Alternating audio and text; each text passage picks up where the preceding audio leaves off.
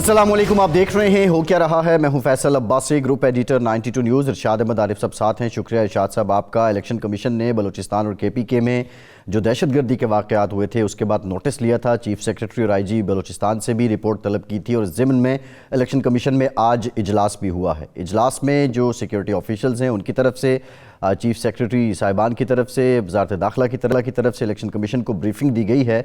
और इस ब्रीफिंग के बाद इलेक्शन कमीशन ने ये कहा है कि आम इंतखाबात 8 फरवरी 2024 को ही होंगे। इंतखाबात के मुलतवी होने का किसी किस्म का कोई अंदेशा या इम्कान मौजूद नहीं है। साथ ही साथ जो चीफ इलेक्शन कमिश्नर हैं सिकंदर सुल्तान राजा, उन्होंने ये भी कहा कि 8 फरवरी को इंटरनेट बंद करने की किसी किस्म की कोई तजवीज़ ज़ेर गौर नहीं है। अब ये अबहाम एक मरतबा फिर से दहशतगर्दी के खदशे के बायस जो उठ रहा था उसको क्लियर किया है इलेक्शन कमीशन ने। और इंतखाबात की तैयारियों के सिलसिले में बलूचिस्तान के इलाकों में जो बैलेट पेपर्स हैं उनकी फ़ज़ाई ज़राए से तरसील भी जारी है। इलेक्शन कमीशन पूरी तरह तैयार नज़र आता है। निगरां हुकूमतें, सूबाई हुकूमतें, अब इन्होंने यकीन दहानी भी करवा दी है कि जो अमन आमा है उसको 8 फरवरी और उससे कबल बरकरार रखा जाएगा। दूसरी जानिब अहम डेवलपमेंट ये भी है कि साइफ़र केस का तफसीली फ़ैसला आया है। 77 सफ़ात हैं, 20 फाइंडिंग्स हैं। इस फ़ैसले में जज जो खुसूसी अदालत के हैं अबुल हसनात ज़ुल्करनैन, उन्होंने इस फ़ैसले को तहरीर किया है और इस फ़ैसले में उन्होंने ये कहा है कि बानी PTI और शाह महमूद ने अपना जो हल्फ है, अहद है, उसकी खिलाफ वर्जी की है जिससे पाक अमरीका ताल्लुकात को नुकसान पहुंचा है। साथ ही साथ वो ये भी इस बात को मेंशन करते हैं कि इस समात के दौरान बारहा जो मुल्ज़िमान हैं उनकी तरफ से हमदर्दियाँ लेने की और ख़ुद को बेयारो मददगार करने की कोशिश और साबित करने की कोशिश की गई। फेयर ट्रायल का हक़ जो है वो चालाक मुल्ज़िम के लिए नहीं है। इस फ़ैसले के बाद जो बुनियादी सवाल था, जो वकला इससे पहले बात कर रहे थे शॉर्ट ऑर्डर के बाद, कि ये अगर एपलेट कोर्ट्स में जाता है तो हाई कोर्ट में ये फ़ैसला ख़त्म हो जाएगा। अब क्या ये हालात हैं, ये फ़ैसला सस्टेनेबल है या नहीं है? अब जो वकला हैं उनकी कानूनी राय क्या है और इस फ़ैसले के जो सियासी असरात हैं उससे मुतालिक पहले भी हमने बात की थी, आज मज़ीद भी करेंगे। बाकी इंतखाबी दंगल है। नवाज शरीफ साहब सवात में थे, उन्होंने कहा कि जो सादा लोग हैं KPK के, उनके साथ धोखा किया गया। वो वजाहत दे रहे थे अपने उस बयान की जो इससे पहले उन्होंने कहा था कि KPK के लोगों को बेवकूफ़ बनाया गया। बिलावल भुट्टो खुशदार में थे, उन्होंने ये कहा है कि उनकी पार्टी आज भी दहशतगर्दों के निशाने पर है। ये सियासी महाजरा पलड़ा किसका भारी होगा, इस पर भी मुफस्सल गुफ्तगू करेंगे। अहमद रज़ा कसूरी साहब पाकिस्तान के मायनाज कानूनदान और कानून साज सीनियर सियासतदान प्रोग्राम में हमें ज्वाइन कर चुके हैं। कसूरी साहब बहुत शुक्रिया आपका। आपकी तरफ भी आएंगे। इरशाद साहब, इलेक्शन कमीशन का इजलास बर वक्त नोटिस लिया गया, उसके बाद ये अबहाम ख़त्म कर दिया गया और जो इंतखाब से मुतालिक एक मरतबा फिर से र्यूमर्स चल रही थी उनको ख़त्म किया गया है। लेकिन ये जो दहशतगर्दी की लहर है इरशाद साहब, जिस तरह ये उठ रही है सूबाई हुकूमतों पे, वफाकी हुकूमत पे, ज़िम्मेदारी क्या ज़्यादा नहीं अब आयद होती? देखिए, हमारे जो दुश्मन हैं, पाकिस्तान के दुश्मन, पाकिस्तानी कौम के दुश्मन, जमहूरियत के दुश्मन, उनकी तो सबसे बड़ी ख्वाहिश यही होगी कि बर वक्त इलेक्शन ना हो सके, क्योंकि उसकी वजह से मुल्क के अंदर अदम इस्तेहकाम बढ़ेगा, सियासी महादाराई बढ़ेगी, शकूक व शुबहात पैदा होंगे और ये ज़ाहिर बात है कि मुल्क दुश्मनों के मफाद में है। लेकिन हमारी इंतज़ामिया का, हमारे इदारों का ये फ़र्ज़ मनसबी भी है और कमाल भी है कि वो इस साजिश को नाकाम बनाएं, जिस तरह के 2008 में बनाया गया था, 2013 में बनाया गया और इससे पहले भी क्योंकि ये इलेक्शन का इनेकाद जो होता है वो सिर्फ़ एक रस्म नहीं होती, उसके नतीजे में एक मुंतखब जमहूरी हुकूमत जब वजूद में आती है तो वो रियासत पर, रियासती इदारों पर, जमहूरियत पर अवाम का एतमाद बढ़ता है। अवाम ये समझते हैं कि चूँकि हमारी शिरकत से, हमारी शराकत से, हमारी हिस्सेदारी से ये सिस्टम काम कर रहा है तो इसलिए अब इसको चलाना भी हमारी ज़िम्मेदारी है। अवाम शरीक हो जाते हैं मामलात रियासत में पुरजोश तरीके से, और जब इसमें कोई रुकावट पड़ती है तो लोगों को मायूसी होती है, लोगों के अंदर इज़्तिराब पैदा होता है। ज़ाहिर बात है इलेक्शन कमीशन ने अच्छा किया, ये इबहम दूर कर दिया। अवाम तो इस हवाले से ना दहशतगर्दों के सामने सरनगू होने के लिए तैयार हैं اور نہ وہ یہ سمجھتے ہیں کہ جی یہ دہشت گردی ایسی ہے یا کہ اس کے سامنے ہمارے ادارے جو ہیں وہ کمزوری کا مظاہرہ کریں اور الیکشن نہ ہو پائیں. اس سے بڑی دہشت گردی 8 میں ہو رہی تھی، 13 میں ہو رہی تھی، لیکن اس وقت الیکشن ہوئے، بر وقت ہوئے اور اس کا پاکستان کو، جمہوریت کو، اداروں کو فائدہ ہوا ہے. اب یہ تو صورتحال میرا خیال ہے مزید اس میں جو بھی بہام پیدا کرنے کی کوشش کرتا ہے وہ کوئی پاکستان کا دوست نہیں ہے اور جمہوریت کا بھی دوست نہیں ہے، اور جمہوریت کے بارے میں بھی اس پر کوسچن مارک ہوگا کہ آپ اس طرح کی بات کیوں کر رہے ہیں. یہ معاملہ تو میرا خیال ہے اب طے ہو جانا چاہیے، ہو چکا ہے. اب یہ معاملہ جو سائفر کا ہے، سائفر کے حوالے سے میرا خیال ہے ہم خود تو بات کر چکے ہیں جی. اب تفصیلی فیصلہ بھی آ گیا ہے اور تفصیلی فیصلے میں ظاہر بات ہے وہ جو خامیاں، کمزوری قانونی حل کے بیان کر رہے تھے اس کو کور کرنے کی کوشش کی ہے. مثلا یہ سوال اٹھ رہا تھا کہ جی حق دفاع، حق جرح کیوں نہیں دیا گیا، جلدی کیا تھی، یہ سارے سوالات کے جواب موجود ہے. لیکن ماہر قانون بلکہ آئین ساز بھی، قانون ساز بھی احمد رضا قصوری صاحب ہمارے ساتھ ہیں، تو ہم ان سے پوچھ لیتے ہیں کہ آپ نے فیصلہ قصوری صاحب دیکھ لیا اور یہ جو شکوک و شبہات پیدا کیے جا رہے تھے ملزمان کی طرف سے یا ان کے حامیوں کی طرف سے کہ جی یہ جلد بازی میں ہوا، دباؤ کے تحت ہوا، ہمارا بنیادی حقوق مجروح کیے گئے، یہ فیصلہ ان ساری چیزوں کو کور کرتا ہے، مضبوط فیصلہ ہے پراسیکیوشن کے نقطہ نظر سے؟ قصوری صاحب دیکھیں، بات یہ ہے کہ اس فیصلے کے بارے میں پورے ملک کے طول و عرض میں بہت شک و شبہات ہیں. اچھا. کہ جس تیزی سے یہ فیصلہ کیا گیا کہ ایک دن کوئی 11 گھنٹے کی پروسیڈنگ ہوئی اور پتہ نہیں کہ 18 گواہ انہوں نے کور کر دیے جی، تو مطلب اتنی جلد بازی کا کوئی شائبہ نظر نہیں آتا تھا کہ یہ اتنی جلد بازی کیوں ہو رہی ہے. اچھا. بات یہ ہے کہ الیکشن کی بالکل ضروری ہیں. شاہ صاحب نے جو کہا بالکل میں اس سے متفق ہوں، لیکن بات یہ ہے کہ الیکشن فیئر، فری اینڈ اپنا ٹرانسپیرنٹ ہونے چاہیے. یہ تینوں ٹرمیں یوز کی ہیں، فیئر، فری، ٹرانسپیرنٹ. یہ آرٹیکل 218 کانسٹیٹیوشن کے اندر درج ہے. یہ کانسٹیٹیوشن کی زبان میں نے استعمال کی ہے. تو چیز یہ ہے کہ اگر الیکشن ہوتے ہیں اور اس کے بارے میں کچھ حلقوں میں یہ تاثر ابھرتا ہے کہ نہ یہ فیئر ہے، نہ یہ فری ہے، نہ یہ ٹرانسپیرنٹ ہے، تو اس صورت میں یہ سارا جو فیل ہے، سارا جو الیکشن کا کارکردگی ہے، کوئی سیر حاصل نتائج نہیں سامنے آئیں گے. قصوری صاحب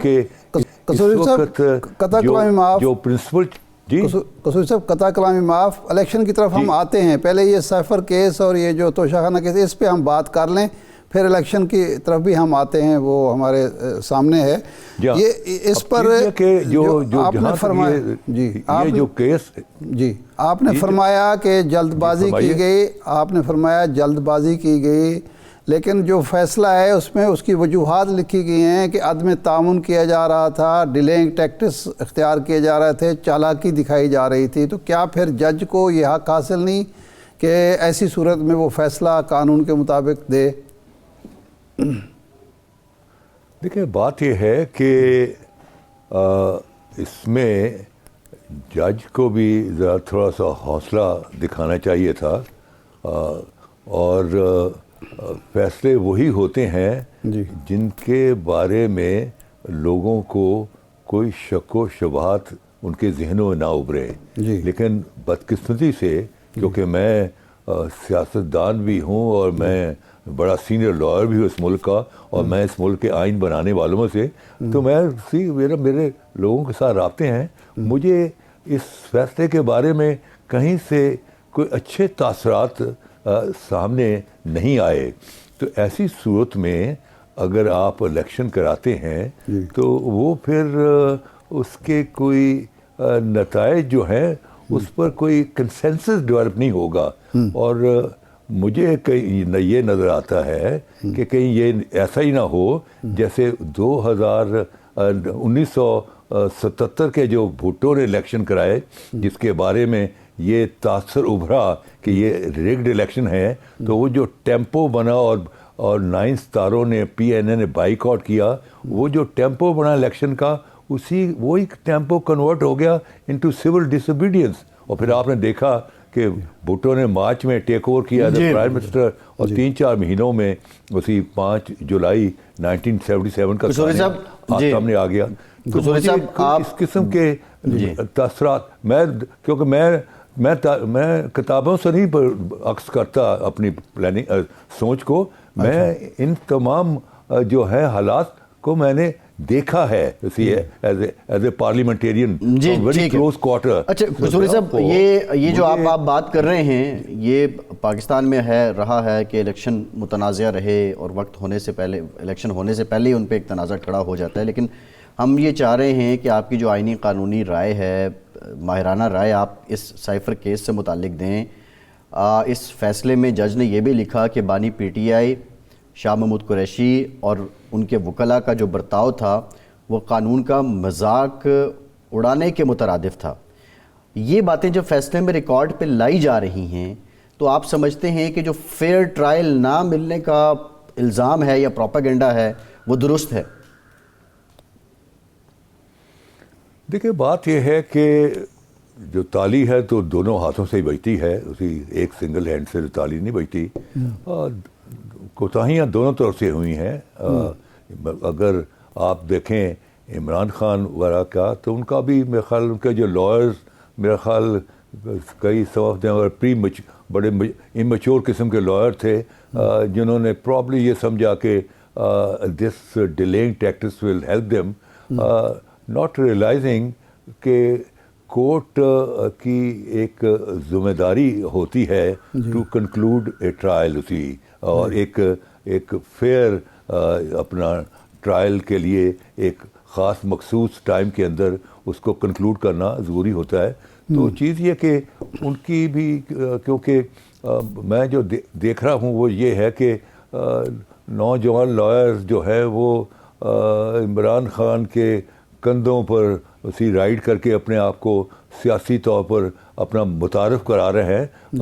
سیاست اتنی اس میں شارٹ سرکٹ نہیں ہوتے کہ آپ چند دنوں میں کوئی لیڈر بن جائے. It takes time to establish your credentials, اور آپ کسی کے کندھوں پر چڑھ کے بھی لیڈر نہیں بن سکتے. تو ہر وکیل جو ہے وہ سمجھ رہا ہے کہ میں ٹی وی پہ آ رہا ہوں تو میں بہت بڑا وکیل بھی بن گیا ہوں, بہت بڑا لیڈر بھی بن گیا ہوں. دس از ناٹ دی وے.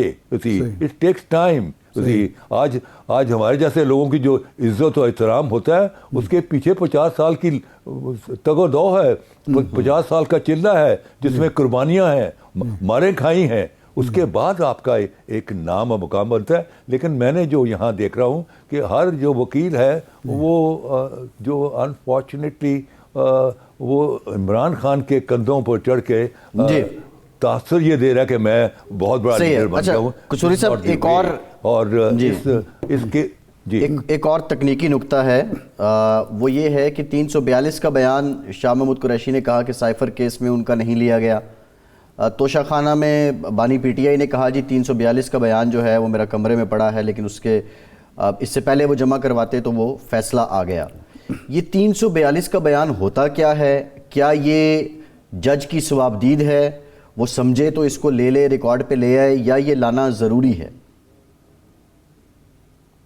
دیکھیں بادشاہ 342 کا جو بیان ہوتا ہے وہ جو پوری جو استغاثے کی کہانی ہوتی ہے کہ یہ ہیں آپ پر الزامات, تو ان پوری کہانی میں سے کچھ سوالات بنائے جاتے ہیں, اور ان سوالات پر جو ہے اپنا جو ملزم ہوتا ہے اس کو ایک فری موقع دیا جاتا ہے کہ وہ آیا ان کو ڈینائی کر دے یا ان کو قبول کر لے. تو نارملی یہی ہوتا ہے کہ وہ ڈینائل کرتا جاتا ہے, اور پھر اس کے بعد پھر جو ہے ایک اپرچونٹی دی جاتی ہے اپنا ڈیفینس کو کہ وہ اگر چاہیں تو اپنے جو گواہان ہیں جو ان کے فیور میں ہیں وہ لا سکتے ہیں. لیکن جو 342 کا بیان ہے وہ بڑا امپورٹنٹ بیان ہوتا ہے. اور اس میں یہی ہوتا ہے کہ آپ کو جو استغاثے کی جو سٹوری بلٹ اپ ہوتی ہے اس کو کنفرنٹ کیا جاتا ہے سوالوں کی شکل میں. اور جب سوالوں کی شکل میں آپ کو ملزم کو کنفرنٹ کیا جاتا ہے تو عدالت تو کو رکھتی ہے کہ یا تو ملزم جو اس کو ایکسیپٹ کرے گا یا ڈینائی کرے گا, اور ڈینائل کے صورت میں وہ پھر اپنا جو ہے اپنا مافیا ضمیر اپنے گواہوں کے ذریعے سے پیش کرے گا. جی اچھا قصوری صاحب یہ جو سزا ہوئی ہے وہ آفیشیل سیکرٹ ایکٹ کی جو دفعہ 5 ہے جس میں بریچ آف ٹرسٹ ہے, بریچ آف اوتھ ہے, اس کے تحت ہوئی ہے. یہ جو آفیشیل سیکرٹ ایکٹ ہے اور اس کی دفعہ 5 ہے, کیا یہ وزیر اعظم اور وزیر خارجہ پر بھی اس کا اطلاق ہوتا ہے؟ کیا وہ بھی پابند ہیں اس بات کے کہ جو چیز ان کے سامنے رکھی جائے وہ کسی صورت میں اس کو افشا نہیں کر سکتے, یا وہ کیبنٹ کی منظوری سے اس کو اوپن کر سکتے ہیں؟ دیکھیں یہاں اصل میں لوگوں کو پراپرلی سمجھایا نہیں گیا کہ سائفر ہوتا کیا ہے. سائفر ایک سیکرٹ ایک لینگویج ہے. ہر ملک کی اپنا اپنا سائفر ہوتا ہے کہ وہ ان کا مقصد یہ ہوتا ہے کہ وہ کہیں راستے میں اگر کوئی اس کو سن رہا ہے یا ڈیٹیکٹ کر رہا ہے تو اس کو سمجھ نہ آئے کہ کیا بات ہو رہی ہے. تو سائفر کو پھر ڈی سائفر کرتے ہیں. تمام جو ڈپلومیٹک جو میسیجز آتے ہیں اس میں ہر ایک ایمبیسی میں ایک سائفر اسسٹنٹ ہوتا ہے جو لینگویج ہے. جیسے آپ کے پرانے زمانے میں آپ کا ہوتا ہے مورز ہوتا تھا جس میں وہ ٹوں ٹٹا ٹٹا ہوتا تھا, تو اس کی پوری وہ ٹوں ٹا ٹا سے پوری ایک لینگویج بنتی تھی جس کو وہ اپنے ڈسائفر کرتے تھے. تو ڈسائفر ہر ملک کا اپنا ہوتا ہے and that is a secret way of communication. اور فارن آفس کے اندر ایک جو ہوتا ہے کوئی گیٹ 17 کا ایک آفسر ہوتا ہے جو کہ سائفر کو ڈیل کرتا ہے, اور وہ سارے میسیجز اس کو آتے ہیں اور پھر اس سائفر کو پھر اس کو اوریجنل لینگویج میں اس کو کنورٹ کر دیا جاتا ہے تاکہ فارن سیکرٹری, فارن منسٹر یا اگر پرائم منسٹر تک وہ جانی بات تو اس کو اس میں چینج کر دیا جائے. تو یہاں جو ہے سائفر کو ابھی تک لوگوں نے کو ایکسپلین نہیں کیا گیا. سائفر کوئی ضروری نہیں ہے کہ ہر سائفر جو ہے وہ کو بڑا ہائیلی جو ہے ایسا ہو جس میں کہ بڑی سیکرٹ باتیں ہوں. نارمل جو میسیجز بھی آ رہے ہوتے ہیں ایک ایمبیسی سے وزارت خارجہ کو سارے سائفر میں ہوتے ہیں, اور وہ سائفر آفسر جو رہتا ہے اس کو ڈی سائفر کر کے وہ پھر جو ریلیونٹ ڈیسک ہوتی ہے, اگر وہ معاملہ ہے امریکہ کا تو امریکن جو ڈائریکٹر جنرل اس کے سامنے کر دے گا, جو اپنا ہے ویسٹرن یورپ کا ڈیسک ہے تو ویسٹرن یورپ کو دے دے گا, اگر چائنیز ڈیسک ہے تو چائنیز ڈیسک کو. تو وہ پھر دس از ہاؤ وہ اس سائفر کو ڈی سائفر کر کے اس کو ڈسٹریبیوٹ کر دیا جاتا ہے. ضروری نہیں کہ ہر سائفر جو ہے کوئی وہ اتنا کوئی اہم ہو کہ اس سے یہ کہا جائے کہ یہ کوئی اسٹیٹ سیکرٹ لیکیج ہو گیا ہے. نہیں, لیکن صاحب اس میں تو موقف جو تھا پراسیکیوشن کا اور جو فیصلہ بھی آیا ہے وہ یہ تھا کہ ایک تو دوست ملک سے تعلقات خراب ہوئے, دوسرا دشمنی نے اس کا فائدہ اٹھایا. امریکہ سے ہمارے تعلقات خراب ہوئے اور دشمنوں نے اس کا فائدہ اٹھایا. تو یہ تو امپورٹنٹ چیز تھی. میرا سوال یہ تھا کہ کیا وزیر اعظم یا وزیر خارجہ کو یہ اختیار حاصل ہے کہ وہ آفیشیل سیکرٹ ایکٹ کی خلاف ورزی کرتے ہوئے اس کو اوپن کر سکے, یا اس پر وہ اطلاق ہوتا ہے اور یہ سزا درست ہوئی ہے؟ دیکھیں بات یہ ہے جہاں تک سیکریسی کا تعلق ہے, ہر ایک جو اوتھ ہوتی ہے اوتھ آف آفس, اس کے اندر ایک ان بلٹ ایک پیراگراف ہوتا ہے کہ ایسے معاملات جو میرے پاس سرکاری طور پر لائے جائیں گے ان کو میں خفیہ رکھوں گا, اور میں ان معاملات کو کسی ایسے شخص کو ڈائیولج نہیں کروں گا جس کو ڈائیویج کرنا ضروری نہیں ہے. تو وہ ایک ان بلٹ آپ کی ہر ایک قسم میں ہوتا ہے, اور وہ تو پھر سیکریسی ایکٹ میں آ جاتی ہے بات کہ اگر آپ نے کوئی نیشنل لیول کے جس سے کہ ملک کو نقصان ہونے کا کوئی اندیشہ ہو, ایسے حقائق جو آپ کی نگاہ میں آئیں یا as a holding N office of the state, تو وہ جو ہیں, جو آپ کے پاس حقائق آ رہے ہیں کہ آپ because you are holding that office, وہ جو ہے اس میں ایک قدغن ہے کہ you can't pass it on even to your family. تو اچھا اب یہ فرمائیں قصوری صاحب ایک سیاستدان کے طور پر کہ یہ جو فیصلہ ہوا ہے, سزائیں ہوئی ہیں عمران خان کو, شاہ محمود قریشی صاحب کو اور ان کی صاحب جو بیگم ہیں عمران خان کی, اس کے سیاسی اثرات کیا ہوں گے؟ کیا اس الیکشن میں عوام عمران خان کو یہ سمجھتے ہوئے کہ غیر ذمہ دار شخص ہے اور اس نے قومی مفادات کو نقصان پہنچایا ہے, پی ٹی آئی کے جو آزاد امیدوار ہیں ان کو نقصان ہوگا اور سیاست جو ہے مجروح ہوگی؟ دیکھیں میرا نہیں خیال کہ اس سے کوئی افیکٹ ہوگا, کیونکہ جو عمران خان کا جو ایریا ہے سپورٹ وہ ہے یوتھ اسی, اور یوتھ جو ہے وہ اتنی جلدی شاید متاثر نہ ہو, اور وہ وہ جذباتی طور پر بھی جو ہے پی ٹی آئی کے ساتھ منسلک ہیں, تو میرا نہیں خیال کہ اس میں کوئی ان کے جو ووٹنگ اسٹرینتھ ہے اس میں کوئی وہ ڈپلیٹ کر جائے گی. جی میرا نہیں خیال ہے. قصوری صاحب آپ کیا سمجھتے ہیں؟ ریئیکشن الٹا بھی ہو سکتا ہے. جی قصوری صاحب آپ کیا سمجھتے ہیں جو بھی آپ نے بتایا کہ ہر عہد میں یہ پابندی ہوتی ہے کہ راز افشا نہیں کیے جائیں گے, اگر اس فیصلے کے پروسیجر سے اختلاف کیا جائے تو ان لارج یہ فیصلہ کیا ٹھیک ہے؟ جو آپ جس کنٹیکس میں آپ بات کر رہے ہیں درست فیصلہ ہے یہ؟ دیکھیں فیصلہ دیکھیں کہ میں نے تو دیکھنے کا مجھے اتفاق نہیں ہوا, I have not seen the text of the judgment, so I am not sure کہ انہوں نے یہ جو قباحتیں ہیں یا جس قسم کی کمزوریاں ہیں جس کا اظہار پی ٹی آئی والے کر رہے ہیں اس کو کیسے کور کیا ہے. بٹ اینی وے فیصلہ تو فیصلہ ہی ہے, تو اس کا تو پھر ایک ہی طریقہ ہے کہ دے ہیو اوپن ایک اپرچونٹی ہے, they can knock the door of the high court, اور اگر ہائی کورٹ سے بھی ریلیف نہ ملے تو دین سپریم کورٹ, اور اگر سپریم کورٹ سے بھی ریلیف نہ ملے then you have a review. تو یہ تو اپنا جو ہے کانسٹیٹیوشن اس نے یہ سارے مراحل رکھے ہوئے ہیں, تو ابھی تو اس سے ٹو پری میچور کہ اس کا ایونچولی کیا اس کا رزلٹ آئے گا, کیونکہ ابھی 2 اپیلٹ فورم ہے اور ایک ریویو کا فورم ہے. جی بہت شکریہ احمد رضا قصوری صاحب, آپ کے وقت کا بریک کے بعد دوبارہ حاضر ہوتے ہیں.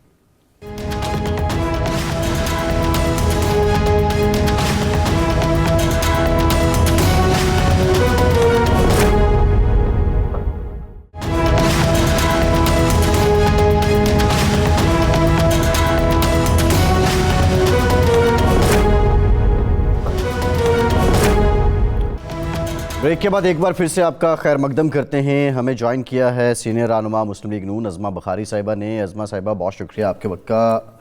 یہ بتائیے گا کہ جج بشیر صاحب کا جو فیصلہ ہے, انٹرسٹنگلی یہ وہی جج ہیں جنہوں نے نواز شریف صاحب کے خلاف بھی فیصلہ دیا تھا, تو یہ کل کا فیصلہ کیا مکافات عمل ہے یا کچھ اور ہے؟ فیصل کوئی مکافات عمل بھی ہوتا ہے یقیناً, لیکن اس کے ساتھ ساتھ کچھ فیکٹس بھی ہیں, اور فیکٹس یہ ہے کہ یہ جو جج بشیر ہیں انہوں نے میاں نواز شریف صاحب کے فیصلے میں لکھا تھا کوئی کرپشن اور کرپٹ پریکٹسز کا کوئی الزام جو ہے وہ نہ میاں نواز شریف صاحب پہ تھا نہ وہ ثابت ہوا. عمران خان کے کیس میں جو ہے انہوں نے کہا کہ کرپٹ پریکٹسز ثابت بھی ہوئی ہیں, الزامات ہیرو کی لین دین کے ہی موجود ہیں اور اس لیے ان کو سزا ہوئی ہے. تو یہ مکافاتی عمل کے ساتھ ساتھ حقائق بھی ہیں جو قوم کے سامنے آئے ہیں. اس کا مطلب ہے کہ یہ فیصلہ درست ہے, وہ فیصلہ غلط تھا, وہ کسی دباؤ میں تھا. اس کے اندر اگر دیکھیے گزارش یہ ہے کہ ہم نے تو جج بشیر صاحب کو ان کی جو ہے وہ شرافت کا، ان کے نیک نیت ہونے کا، ان کے دیانتدار ہونے کی قسمیں ہم نے تو نہیں کھائی تھی، پی ٹی آئی والے کھایا کرتے تھے، اور ان کے جو قریب صحافی ہیں وہ کھایا کرتے تھے۔ جج بشیر صاحب نے ہمارے کیس کے اندر جو میں نے جیسے گزارش کی، مجھے تو صفحہ نمبر بھی یاد ہے، صفحہ نمبر 171 کے اوپر جو ہے انہوں نے کہا کہ کرپٹ پریکٹسز کا کوئی الزام نہیں ہے لیکن میں سزا دے رہا ہوں، اور وہ سزائیں حالات میں دلوائی گئی تھی، مانیٹرنگ جج لگا کے دلوائی گئی تھی، اس کے اندر جو ہے وہ حقائق کچھ اور تھے، کاغذ پر لائے نہیں گئے، پھر گواہیاں جو ہے وہ لی نہیں گئی تھی، تو یہ تمام چیزیں حقائق ہیں، لیکن عمران خان کا کیس جو ہے وہ بالکل ایک ڈیفرنٹ کیس ہے، جس کے اندر ثبوت بھی موجود تھے، جس کے اوپر تحائف کی لین دین بھی ہوئی، جس کے اندر ان کو بیچا بھی گیا، جس کے اندر ایک جھوٹ کو چھپانے کے لیے 100 جھوٹ بولے گئے، کبھی کہا میں نے سڑک بنائی تھی، کبھی کہا میں نے جو ہے اس کو کہیں اور استعمال کیا تھا، حالانکہ وہ پیسے جو ہے وہ پورا سیٹ فرق گوگی جو ہے وہ کیش میں وہ سیٹ کو بیچ لیکن کر عظمت جو ہے وہ عمر صاحبہ اگر ہم مان لیں، وہ لے کے آئی۔ ہم مان لیں کہ یہ مکافات عمل ہے، آپ نے بھی کہا کہ یہ مکافات عمل بھی ہے اور حقائق بھی ہیں، تو یہ عمل تو پھر آپ کی طرف دوبارہ دہرایا جا سکتا ہے، تو اس کا حل کیا ہے؟ نہیں دیکھیے، اگر تو پھر میں وہی گزارش کروں گی کہ میاں نواز شریف صاحب کے کیسز کو بالکل عمران خان کے کیسز کے ساتھ پلیز مکس مت کریے، ایپل اور اورنجز کا تقابل نہیں ہوتا، ایپلز کے ساتھ ان کا تقابلی جائزہ لیا جا سکتا ہے، اورنجز کو اورنجز کے ساتھ۔ میاں نواز شریف صاحب کے جو ہے کیسز کے اندر وہ بنائے گئے تھے، وہ کنکوکٹڈ کیسز تھے، ان کیسز کا ایک مطمع نظر تھا کہ میاں نواز شریف صاحب کو سائیڈ لائن کرنا ہے تاکہ عمران خان کو لایا جا سکے۔ اب یہ جو عمران خان کا کیس ہے یہ اس کے دور حکومت کا کیس ہے، جو کیسز ہیں اس کے اندر یہ بڑی کلیئرٹی کے ساتھ یہ بات موجود تھی کہ ان کو ایک اسپیسیفک پروجیکٹ کو جو ہے وہ لانچ کرنے کے لیے جو ہے وہ یہ کیا گیا تھا، اور ان کو یہ ذہن میں رکھیے میاں نواز شریف صاحب کے اوپر پورے 3 دفعہ وہ پرائم منسٹر رہے ہیں، ان کے اوپر کسی ایک جگہ پر کسی کک بیک کا، کسی کمیشن کا، کسی تحفے کو کھانے کا، کوئی ہیرے لے کر جو ہے وہ کوئی کام کرنے کا کوئی الزام نہ آج تک کوئی لگا سکا ہے، نہ ان کے اوپر یہ الزام موجود ہے۔ عمران خان کے اوپر وہ جو ہے وہ شوگر سکینڈل سے لے کر جو کووڈ کے پیسے کھانے سے لے کر زکوٰۃ خیرات اور اس کے بعد یہ ہیرو تک جو معاملات پہنچے ہیں، ان کے اوپر یہ تمام الزامات ان کے دور حکومت کے بیچ میں لگے ہیں۔ عمران خان پر کوئی بھی الزام ان کے دور حکومت کا نہیں کبھی۔ صحیح ہے۔ اچھا، آج میاں صاحب نے کہا ہے سوات میں کہ کے پی کے لوگ سادہ ہیں اور ان کو دھوکہ دیا گیا، اس سے پہلے انہوں نے یہ کہا کہ کے پی کے لوگوں کو بے وقوف بنایا گیا اور اس پہ ظاہر ہے خاصا پروپیگنڈا بھی ہوا، تو جب ایک بار بات ہو گئی تھی آج یہ وضاحتی بیان دینے کی کیا ضرورت تھی؟ نہیں بات وضاحتی بیان نہیں ہے، اور میاں نواز شریف لیڈر نہیں ہے جن کو کسی کو وضاحت دینی پڑے۔ میاں نواز شریف صاحب کے لیول کا کوئی لیڈر ہو تو صحیح جس کو وہ وضاحت دیں، وہ اپنی قوم کے ساتھ مخاطب ہوتے ہیں ہمیشہ، اور ان کے اس جو جملہ ہے جو انہوں نے ایک تکلیف میں کہا کے پی کے لوگوں کے لیے کہ ان کو جو ہے ان کو جھانسا دیا گیا، ان کو ان کے ساتھ فریب کیا گیا، اس کی انہوں نے بات کی، جن لوگوں نے بے وقوف بنایا ان کو شرم نہیں آئی، اور وہ جو ہے بے وقوف جو ان کو جن کو کہا گیا کہ ان کو بے وقوف بنایا گیا ان کے اوپر اس کو اعتراض ہے۔ تو یہ میاں صاحب اپنے لوگوں سے بات کی اور انہوں نے جو ہے وہ ان کو یہ جو ہم بھی کہہ رہے تھے، جو انہوں نے بھی کہا کہ جو جھانسا کو دیا گیا تھا، آج مجھے بتائیے نا کوئی 5 ہسپتالوں کے نام نہیں بتا سکتی پی ٹی آئی جو اس نے بنائے ہوں، لیکن میاں نواز شریف صاحب کی اپنی جو وزیر اعظم ہوتے ہوئے ان کو تنخواہ ملتی رہی ہے، اس تنخواہ کا انہوں نے جو ہے سوات میں کڈنی ہاسپٹل بنایا، اور اس حکومت میں آتے ہی اس کا نام جو ہے وہ چینج کر کے کوئی اور میاں نواز شریف صاحب کے نام پہ وہ کڈنی ہاسپٹل بنا تھا جو تنخواہ بناتا ہے وزیر اعظم، اس کا نام چینج کر دیا۔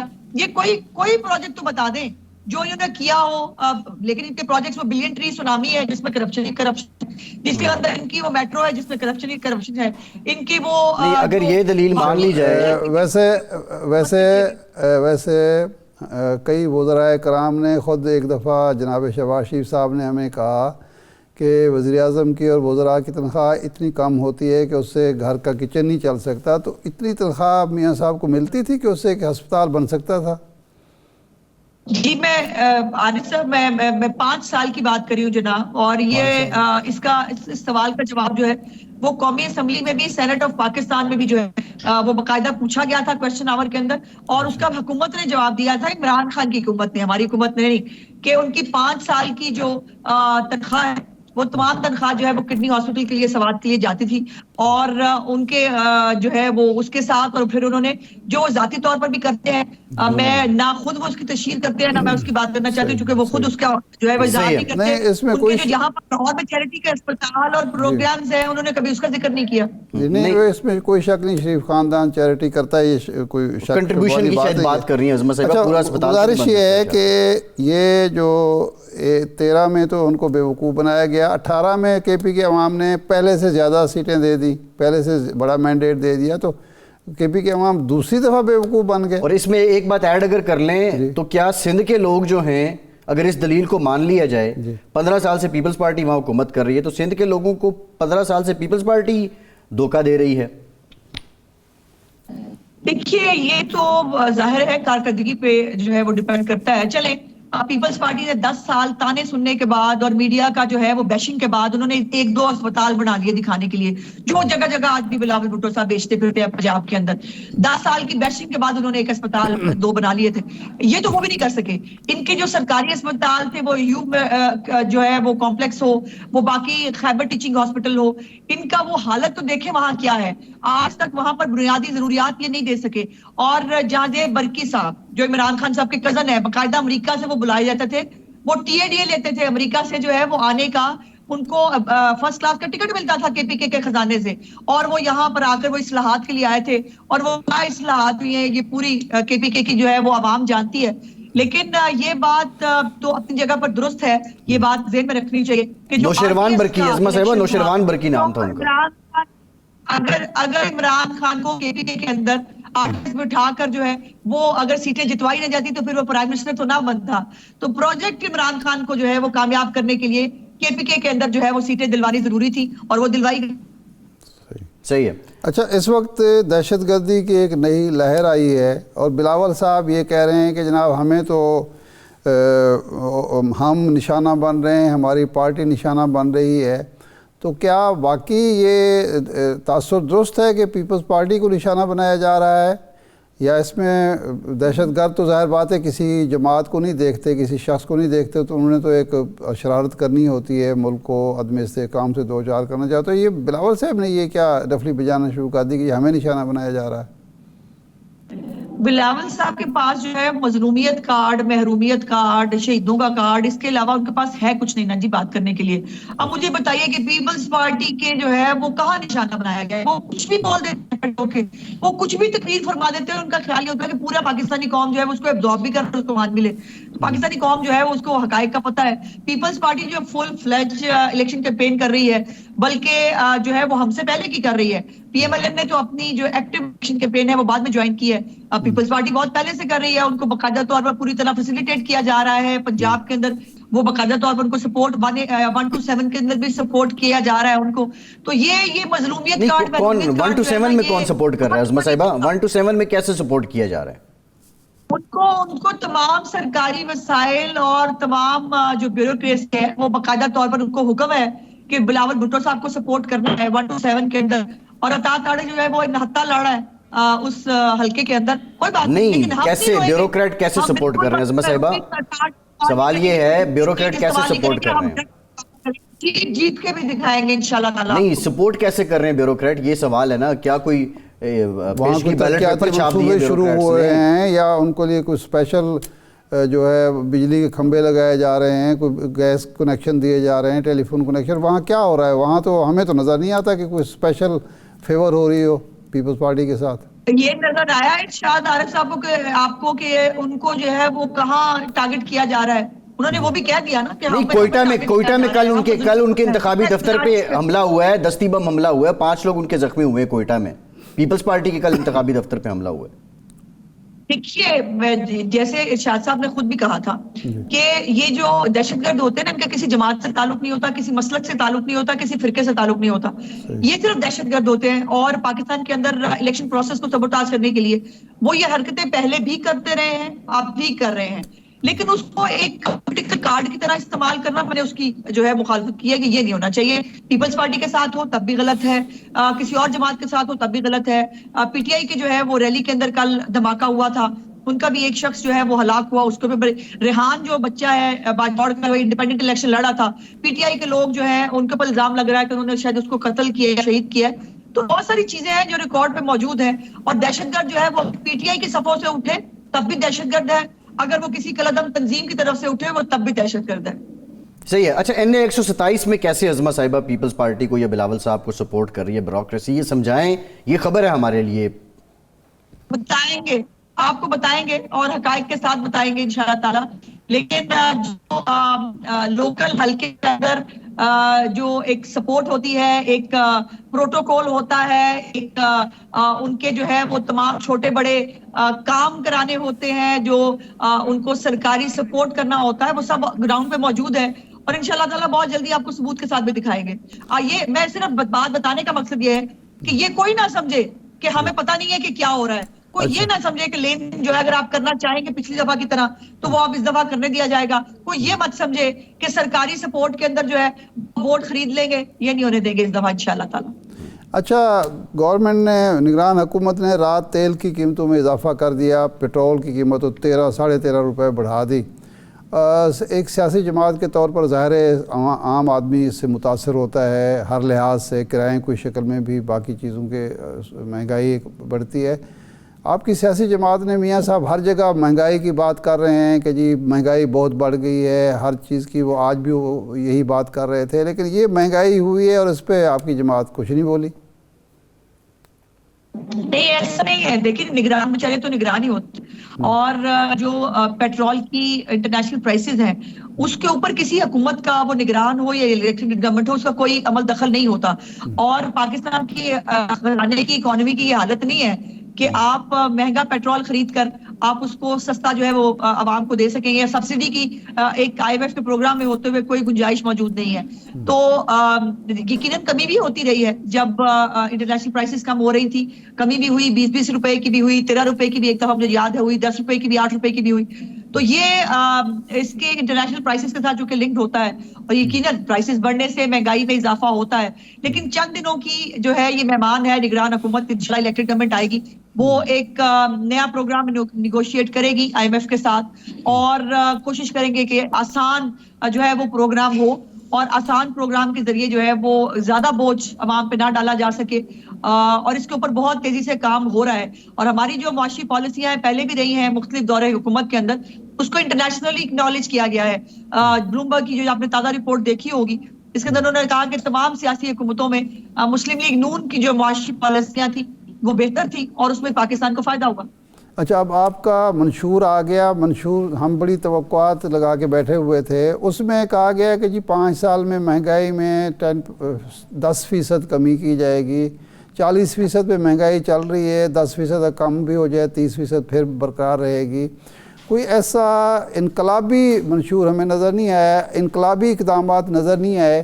کیا آپ سمجھتے ہیں کہ حقیقت پسندانہ آپ نے منشور پیش کیا ہے, یا آپ سمجھتے ہیں کہ ملک کے پاس اتنے وسائل ہی نہیں ہے کہ ہم کچھ عوام کو ڈیلیور کر سکیں یا دے سکیں؟ شاہ صاحب, ان وعدوں کی ضرورت ہے جس کے اوپر عمل درآمد کیا جا سکے. وہ عمران خان جیسے لوگ جو تھے وہ جو ہے وہ 200 ماہرین کے ساتھ وہ جو ہے وہ حالت بدل دیں گے, اور اتنے اس کے منہ پہ ماریں گے, اس کے سوا اس میں منہ پہ ماریں گے, اس قسم کی باتیں نہ میاں نواز شریف صاحب کی نہ انہوں نے کبھی کی ہیں, نہ وہ اس کو سپورٹ کرتے ہیں. ایک حقیقت پسندانہ قسم کا منشور دیا گیا ہے جو ہم کر سکتے ہیں, جو ہمارا روڈ میپ ہوگا. اس کے اندر کتنی مشکلات آئیں گی, اس میں کتنے جو ہے وہ ہرڈلز ہوں گی, اس کو کیسے کور کیا جائے گا, یہ آنے والا وقت بتائے گا. لیکن منشور جو ہے وہ منشور ہم جو ہے کر رہے ہیں جس کے اوپر ہم امپلیمنٹ بھی کر سکیں, تاکہ ہم نہ جھوٹے وعدے کرنے والے لوگوں میں سے ہیں, نہ ہم سبز باغ دکھانے والے لوگوں میں سے ہیں. اور یہی ہم میں اور باقی جماعتوں میں فرق ہے. جی ٹھیک, بہت شکریہ عظمہ بخاری صاحب, آپ کے وقت کا آپ ہمارے ساتھ موجود تھی. ایک بریک کے بعد دوبارہ حاضر ہوتے ہیں, مزید گفتگو کریں گے, ہمارے ساتھ رہیے.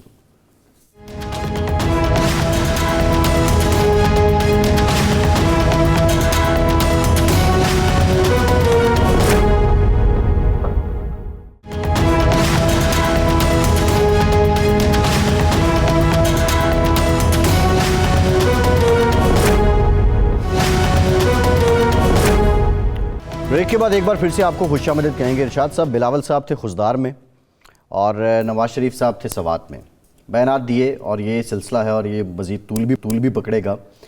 کچھ پرانے کارنامے جو گنوائے نواز شریف صاحب نے, کچھ نئی امیدیں امنگیں دلوائیں, پیپلز پارٹی نے کچھ پرانی باتیں کی, کچھ نئی بات کی گئی. لیکن اسپیسیفکلی جو بلوچستان کے حالات ہیں، بلاول صاحب نے کہا کہ تیروں کی بارش ہو جائے گی، کیا واقعتاً پیپلز پارٹی کے نمبرز آپ کو مسلم لیگ نون کی نسبت بلوچستان میں زیادہ لگ رہے ہیں؟ پارٹی ٹو پارٹی، اتحاد کی بات نہیں کر رہے. دیکھیں بلوچستان میں پیپلز پارٹی ہو یا مسلم لیگ نون ہو، یہ علاقائی پارٹیوں کے آنے کے بعد اور یہ جو بنی ہے باپ، اس کے بعد یہ مارجنائز ہو گئی ہیں اور انہوں نے کوئی توجہ بھی نہیں دی. حقیقی بات ہے. شہباز شریف صاحب کتنی دفعہ بلوچستان گئے ہیں؟ زرداری صاحب نے 2008 میں حقوق بلوچستان ایک پیکج دیا تھا. اس کے بعد خود کتنی دفعہ گئے ہیں؟ جب وہاں حکومت، اب تو الزام لگایا جاتا ہے حکومت وہاں توڑ پھوڑ ہو رہی تھی، ثناء اللہ زہری کی حکومت توڑی گئی، تو زرداری صاحب کریڈٹ لے رہے تھے کہ میں نے سب کچھ کیا ہے، میں ہی کر رہا ہوں. تو ان دونوں جماعتوں نے چونکہ وہاں کوئی توجہ بھی نہیں دی اور ہمیشہ الیکٹیبلز پہ وہ کیا ہے. اب خیال یہ ہے نواز شریف صاحب کا اور مسلم لیگ نون کا کہ جی ہمارے پاس الیکٹیبل زیادہ ہیں، جام کمال ہمارے پاس آ گئے ہیں، فلاں آ گیا فلاں آ گیا. زرداری صاحب کہتے ہیں ثناء اللہ زہری آ گئے ہیں، ان کے ساتھ عبدالقادر بلوچ آ گئے ہیں، دوسرے لوگ آ گئے، سرفراز بھگٹی آ گیا. تو جب کسی سیاسی جماعت کے اپنے منشور، اپنے پروگرام، اپنے ایجنڈے، اپنی پاپولیرٹی کی بجائے انحصار ان کا الیکٹیبلز پہ ہوگا تو پھر وہ دعویٰ نہیں کر سکتے کہ جی ہم زیادہ نمبر نکال لیں گے. وہاں اگر الیکٹیبلز باپ پارٹی کے پاس زیادہ ہیں یا وہ آزاد کھڑے ہو گئے ہیں جیسا کہ کھڑے ہیں، تو پھر وہ فیصلہ کون قوت ہوں گی اور وہی اس کی کیا وجہ ہے کہ بڑی سیاسی جماعتیں، یہ ہو سکتا ہے کہ جب وہ نتائج آئیں اور وہاں جو لوگ الیکٹ ہوں وہ دیکھنا پڑے گا کہ کون سی پارٹی ان کو اٹیکٹ کرتی ہے، لالچ کے ذریعے یا دباؤ کے ذریعے کن پارٹیوں کا وہ رخ کرتی ہے. صاحب سوال یہ ہے کہ جو بڑی سیاسی جماعتیں ہیں، پی ایم ایل این ہے، پیپلز پارٹی ہے، پی ٹی آئی ہے، بلوچستان کو انہوں نے فوکس کیوں نہیں کیا؟ الیکشن سے ہٹ کے بھی اپنی جماعتوں کی تنظیم وہاں پہ کوئی تگڑی نہیں ہے. کیا اس کی ریزن یہ ہے کہ سب سے کم حلقے ہیں، آبادی کم ہونے کی وجہ سے، سیٹیں کم ہیں، تو سیٹیں کم ہونے کی وجہ سے اتنا فوکس کرنے کی ضرورت نہیں ہے، یا کوئی اور بھی ریزن ہے؟ نہیں، اس کے علاوہ کوئی ریزن نہیں ہے. کہ ان سیاسی جماعتوں کے لیڈروں کا یہ ہوتا ہے کہ جہاں سیٹیں کم ہیں، 20 سیٹوں سے ہم کتنی اچیو کر لیں گے اور کیا ہمیں حکومت سازی میں کتنا. اور یہ بلوچستان کے لوگوں کا گلہ بھی ہے جی کہ ہمیں وہ ایک اکائی کے طور پر نہیں دیکھتے بلکہ سیٹوں کے تناسب سے ہمیں وہ کرتے ہیں، ماپتے ہیں، اور اسی حوالے سے ہی ہماری اہمیت ہوتی ہے. تو اور اسی وجہ سے وہاں جو ہے دیکھیں 1977 تک وہاں قومی سیاست ہوتی تھی. وہاں پہلے نیب تھی، پھر اے این پی تھی، وہاں مسلم لیگ ہوتی تھی، مسلم لیگ کا زور ہوتا تھا، مسلم لیگ، پھر پیپلز پارٹی تھی. یہ 3 بڑی جماعتیں تھیں. اور پھر مولانا فضل الرحمان صاحب کے، مولانا مفتی محمود صاحب کی جے یو آئی تھی، اس کا بھی ایک تھو.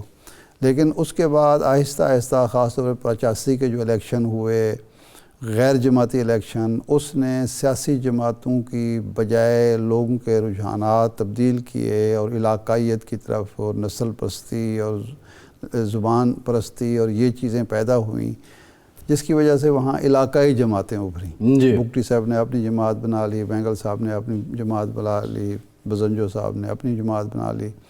اور اس کی وجہ سے بلوچستان کے اندر یہ جو مسائل پیدا ہوئے ہیں یہ ان لسانی، نسلی، علاقائی اختلافات کا نتیجہ بھی ہیں. اس وقت کسی نے توجہ نہیں دی کہ یہ ہم خود ایک خرابی جو ہے وہ پیدا کر رہے ہیں اور خرابی کو دعوت دے رہے ہیں. سیاسی جماعت جو ہوتی ہے، مقبول سیاسی جماعت، وہ اثاثہ ہوتی ہے ملک کو وہ مضبوط کرتی ہے، وحدت اور یگانگت اور یکجہتی کی علامت ہوتی ہے. جب آپ یہ چھوٹی چھوٹی بنا دیں گے تو وہ پھر چھوٹی جماعتوں کے پاس ہتھیار کیا ہوتا ہے کہ بڑے صوبے کے خلاف آپ بات کریں، دوسرے صوبوں کے خلاف بات کریں، زبان کی بنیاد پر فتنہ پھیلائیں، اپنا نسل کی بنیاد پر فتنہ پھیلائیں.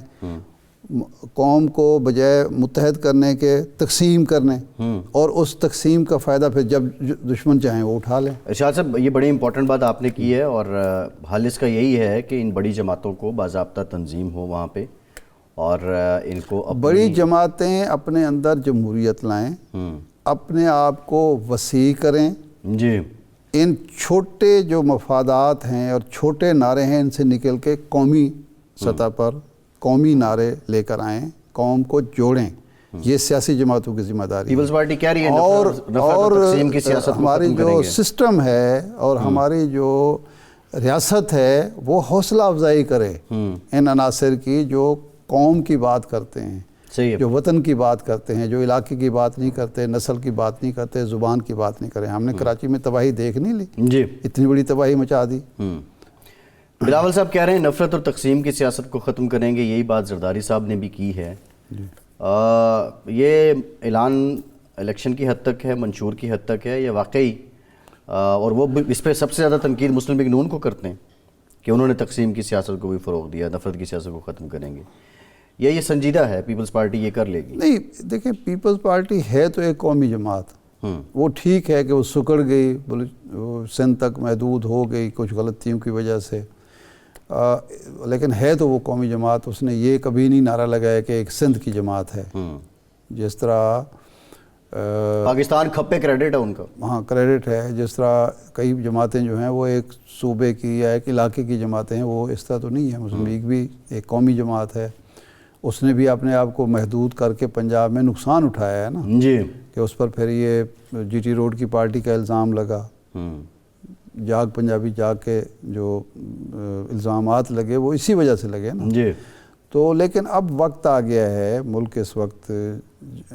جس صورتحال سے دوچار ہے، تو قومی جماعتیں اپنا دائرہ اثر وسیع کریں، ایک چھوٹے چھوٹے مفادات سے نکلیں۔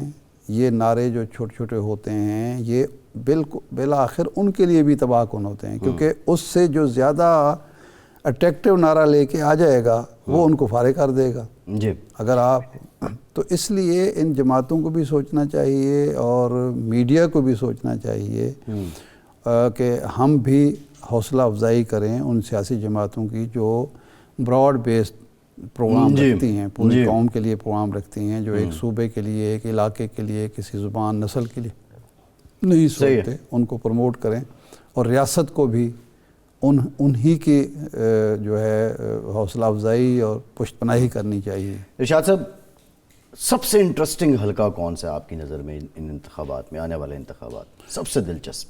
دیکھیں، جو ایک نہیں ہے، 2-3 حلقے ہیں۔ میاں نواز شریف صاحب کا حلقہ جو ہے وہ بہت امپورٹنٹ حلقہ لاہور والا، لاہور کا، یس، کیونکہ وہ ایک 85 سے آج تک تھوڑے بہت حلقے میں تبدیلی آتی رہی، لیکن میاں صاحب جو ہیں وہاں سے الیکٹ ہوتے آ رہے ہیں، تو یہ ایک بڑا امپورٹنٹ حلقہ ہے، ٹھیک ہے نا۔ مریم صاحبہ جو ہے ان کے لیے لاہور کا حلقہ بھی ہے سرگودا کا، اس لیے کہ وہ پہلی انتخابی سیاست میں ان کی پہلی انٹری ہے، جی، وہ بڑا امپورٹنٹ ہے۔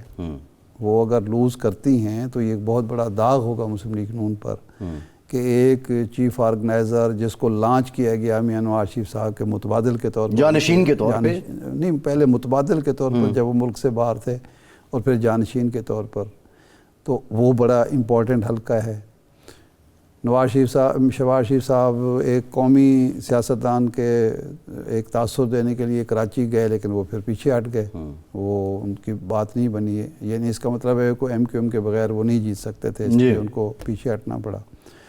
لاہور ہی کا حلقہ بلاول بھٹو کے لیے، کیونکہ 1977 کے بعد پیپلز پارٹی یا بھٹو خاندان یا زرداری خاندان کے کسی فرد نے لاہور سے کاغذات جمع نہیں کرائے۔ جی، یہ پہلی دفعہ ہو رہا ہے کہ وہ کاغذات یہاں وہ جمع کرائے ہیں، اور یہ وہ سیٹ کا کچھ حصہ وہ ہے جو بھٹو صاحب نے 1970 کے الیکشن میں جیتا تھا، اور پھر جب وہ انہوں نے سیٹ خالی کی تھی تو میاں محمود علی قصوری صاحب وہاں سے الیکٹ ہوئے تھے، تو وہ بڑا امپورٹنٹ حلقہ ہے۔ اگر بلاول صاحب یہ تاثر دینے میں کامیاب رہتے ہیں، یہاں سے جیت جاتے ہیں، تو وہ یہ کہیں گے کہ دیکھیں میری پذیرائی سندھ میں بھی ہے، وہ تو پنجاب ایک میں بھی ہے، راہداری بن جائے گی، لاہور میں بھی ہے، پیپلز اور پارٹی لاہور کے لیے میں، راہداری لاہور، کھل جائے گی جی ہاں، لاہور پر جو کلیم ہے مسلم لیگ نون کا وہ کمزور اور یہ حقیقت بھی تو ہو جائے گی ایک طرح سے کہ بھئی آپ لاہور سے آ کے ان کے گڑھ سے اور ان کے گھر سے ہیں۔ ارشاد صاحب، پروگرام کا ٹائم ختم ہو گیا، بہت شکریہ آپ کا، آج کے پروگرام سے اتنے اجازت دیجیے۔